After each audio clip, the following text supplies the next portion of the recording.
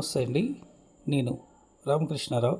2400 గజాలు Vijayawada highway facing commercial open land సేల్కుంది. చుట్టూ కడేలున్న ఈ ల్యాండ్ సేల్కున్నటువంటి ల్యాండ్ 80/270 మెజర్మెంట్తో ఉంది. ఈ ల్యాండ్ లొకేషన్ విజయవాడ హైవేలో మల్కాపురం దగ్గర సూర్యాపేట వెళ్ళేటప్పుడు లెఫ్ట్ సైడ్ సౌత్ వేస్తోని 200 ఫీట్ సెట్ బ్యాక్ తీసి ఈ 2400 గజాలు సేల్కుంది.